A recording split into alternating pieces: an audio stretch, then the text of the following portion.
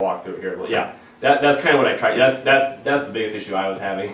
Maybe you guys weren't, but it's trying to keep it all straight and how it's going to flow. And obviously, I'm just kind of using you guys as the slot. Doesn't mean obviously you have to run and you have to go for that seat, but just so you can kind of keep track of where these seats are, I guess you could say, and kind of what they're doing. And so in the top of that color graph is that 4-year, 2-year option that we were kind of talking about. You know, the first place vote getter would get the 4-year term, the second place would get the 2-year term.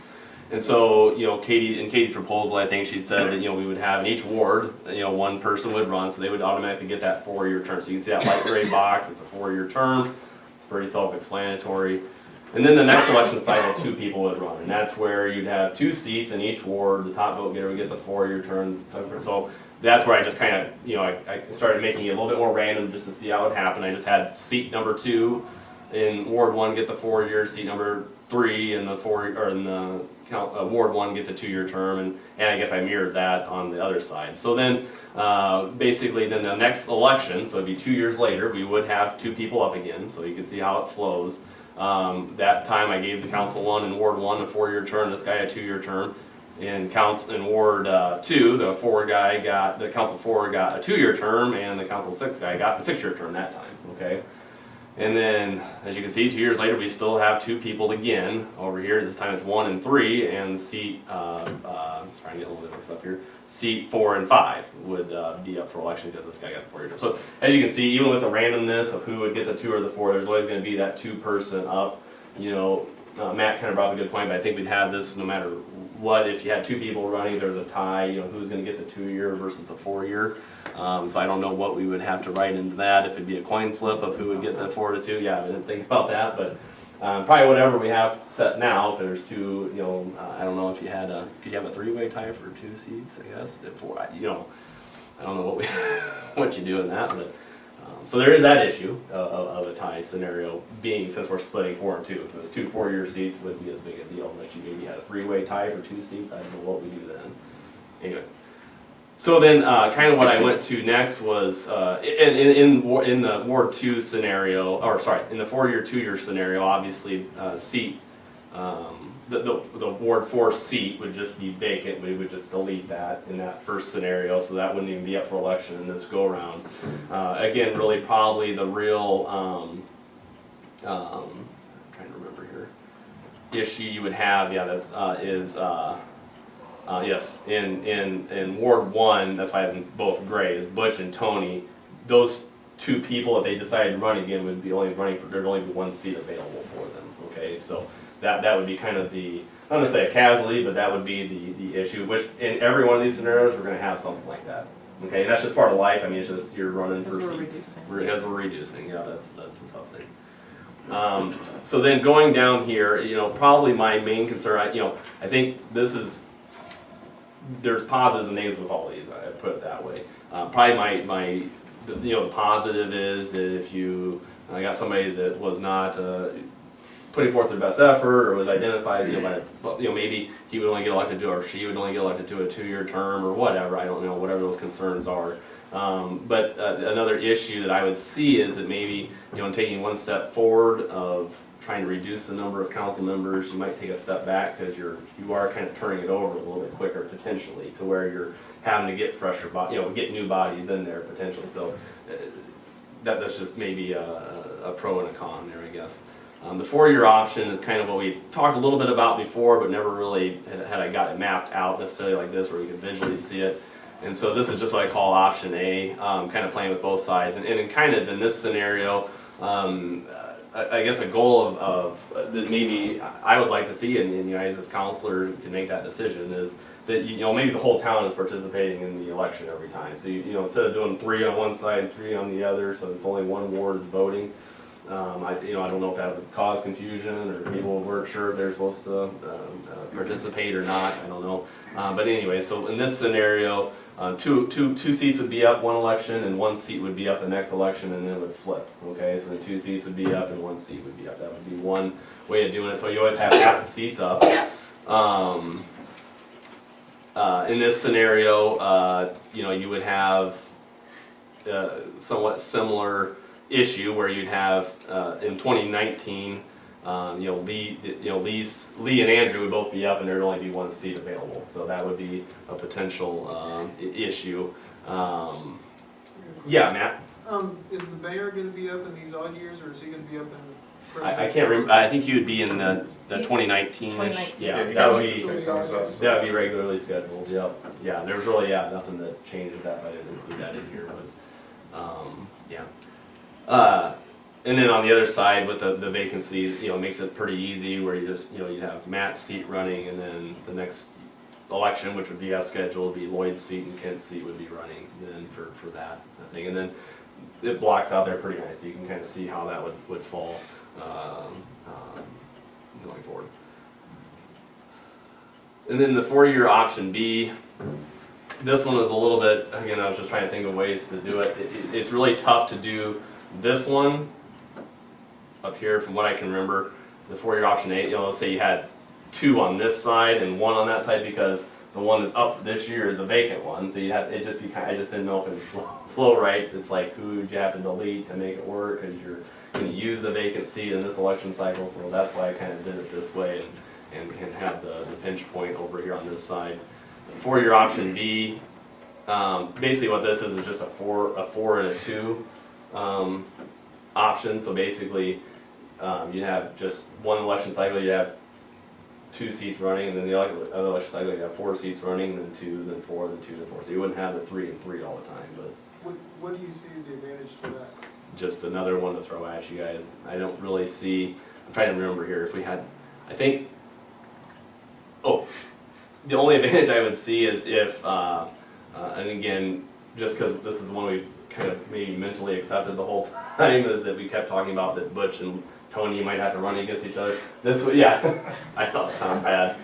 But see, yeah, sorry. I said, I think was Butch up. He was appointed, so I just wasn't sure how. If he was super interested in running again, I couldn't really pick up his vibe or not, and he's not here to say yes or no. But, yeah. So anyway, so that's why I think this one will kind of lets the same casually happen, if you will, as the 4 and 2 year option. Is that this would, Butch and Tony's seat would be.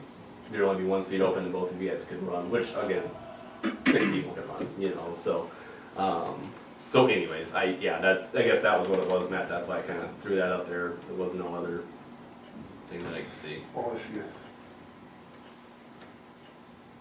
if you went to 4-year terms, then you could put it back to 2. You could only serve 8 years like it is right now, Sure. without giving up your seat to moving the mayor or whatever. Right, I mean, yeah, we can certainly still address the term limit issue, but Yep. if you wanted to leave it the same. That's one thing. The other thing I'd probably say is probably a little simpler maybe, just my thing was I was trying to, sat down with Matt, for instance, that's when I kind of realized, I had to really think about it, was if I had to put this as a blurb in the newspaper, trying to explain it really quick to a citizen, that would be one advantage. I guess another pro of doing a 4 and a 4, but again, I figured if we at least visualize it, it might incur some robust discussion on which way we had. I think there's advantages to both, obviously, but. Yeah. I actually had somebody come up to me with a suggestion, which I hadn't, I was the one obviously saying 4-2. Yeah. He said, why don't you just do like senators do and have 6-year terms? That way every 2 years you have 2 people running. And you'll never have a stagger, because every 2 years you're simply rotating a 6th person in. So every year you have 1 person running? Well, but he said that was the simplest solution, is that way it's always just a 6-year term. It's always gonna be 2 people running, 1 for each ward. You're always gonna have the other 2 people who have 2 years left and 4 years left, and that was just an idea thrown out at me, and I'm like, okay, that's something I'll bring up. But it simplifies it more than anything else, because there's always a consistency and everyone's on the same schedule of every 2 years.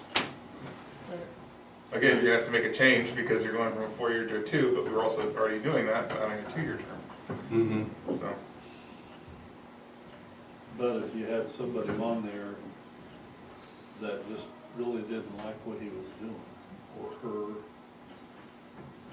Well, yeah, that's the drawback. say a year, oh, yeah, then we'll be back to where we are at now. I'd say actually, probably another not necessarily a concern, but a thing that I would point out too is that 6 years, that's a long commitment too. Some people now, they like to run and run and run, but somebody, you might say, oh, I gotta be on there for 6 years, I either move away or I get burnt out. I mean, that would be probably about the only, because we are meeting every 2 weeks. I mean, it's a big, that'd be a big, even bigger commitment, but that is, I understand with the 6, it is divisible, so it makes it. It would just be the simplest as far as election cycles, that's why they brought it up to me.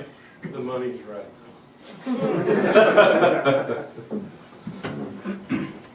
Is there a change on the ballot? I didn't see. Secret ballot.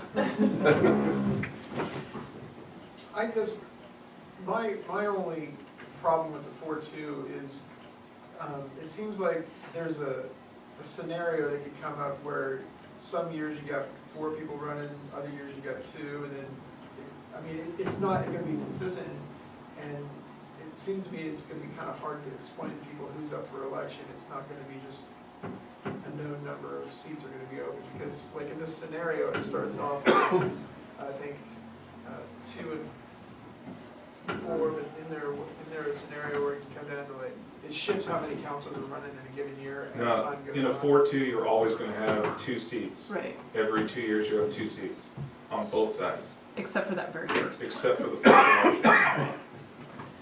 And I think I mentioned this last time, and that is, and you're always gonna have this, but you need people interested to have that many seats up that often. Yeah. And that's been a challenge for us. So, I mean, another thing you could consider, I guess, to probably get close to emulating your 6-year idea with a 4-year scenario is just, you could have, basically 3, each ward, the whole ward is up for election every time. So then it'd just be a matter of saying, hey, Ward 1, all seats are open, you know what I mean? Then it's 3 and then 3. I mean, it's always every election, one side or the other is up. Now, half the town isn't necessarily involved unless it's the mayor, that's the only thing you approach the ballot box, right, and say, okay, do I vote for this or not? I don't know how tricky that gets and what that would look like necessarily. That's the only thing I was kind of. The danger there is you might have a brand new council where no one has any history at all, and then Yep. you have no consistency moving forward. You Well, have no- especially in that one ward. You're always gonna have the 3, but if you do it this way, because I think, how many were we replacing every election previously? Was it 4?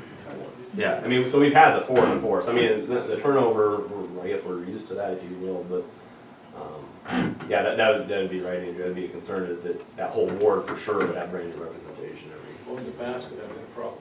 yeah, that's true. yeah, I think you need at least one from each ward each Yeah. time, simply because when you have that mayoral election, you want folks from both wards to show up. Whereas if they are not voting on Yeah, their I agree. own That's council fine. members, they may not come vote for the mayor, so.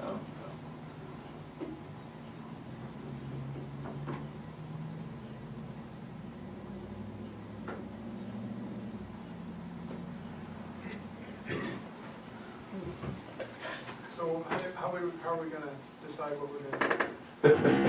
Are we just gonna go around and say what our preference is, or I like the 4. which one, 4A or 4B? No, that's my problem. Okay, at least you narrowed it down to 4. That's right, we got down to 4, so. I don't like 4A because you have 1 and then 2 and then 2 and then 1, and it just constantly flip-flops back and forth. Get the consistency. I would prefer to have consistency one way or the other. If you're gonna do 1-1, 2-2, like the 4B option, I would be more open to it, but I just personally still prefer every cycle, there's gonna be 2 seats available from both wards. I mean, you could do all 3 on one, because again, the ward, it's not like we're that pitted against each other, as part of ward, you know what I mean? Like, if the brand new side, it's not gonna be that big a deal, but it's, well, and that gets into a bad spot. Well, the 6 option meets that criteria. And it also meets the criteria of the extending some time that Sure. council should be on.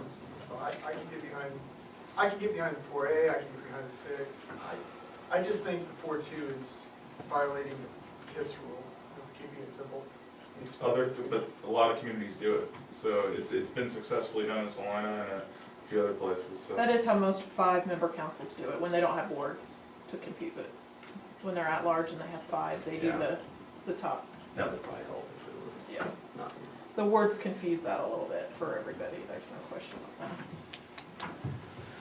And you talk about 6 being a long commitment, Lloyd's working on 8 years. You know, I've done 8 years, Kent's been here for quite a while. And to Katie's point, we're having a problem with people running, you know, you get them in there for 6, that's sure, maybe you only get to run for 6, you know, one consecutive, or 6-year term, and then you're 12 years is quite a while, but